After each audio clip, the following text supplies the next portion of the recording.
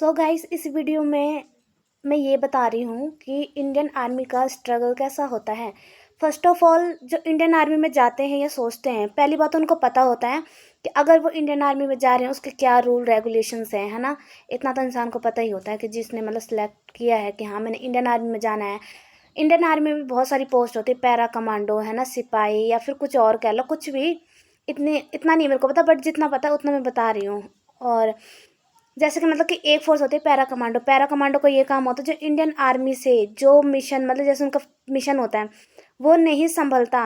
In case Indian army से वैसे तो संभल जाता, बट इन केस ऐसा केस होता है कि हर नहीं संभलता, तो जो पैरा कमांडो होती है, ठीक है, दुश्मनों के इलाके में जाके फेस टू फेस, डायरेक्टली जाके, इनडायरेक्टली नहीं डायरेक्टली जाके उन पे मतलब कि क्या कहते हैं उसको, सीधा मतलब कि उनके मुल्क को कह लो या फिर उनके अड्डों को कह लो, मतलब तबाह कर देती है।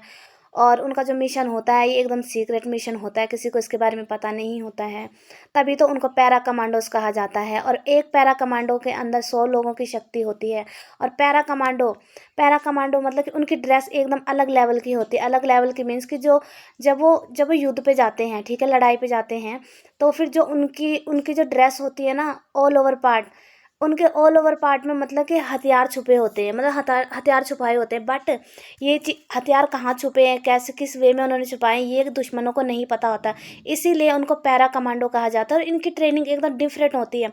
जब इंडियन आर्मी में ये लोग निकल जाते हैं ना, तो उसके बाद इनकी एक स्पेशल ट्रेनिंग होती है, फिजिकली, मेंटली, हेल्थली, मतलब सब कुछ है ना, प्रॉपर अच्छे से होती है। सो ये तो हो गया उनका काम, उनका स्ट्रगल।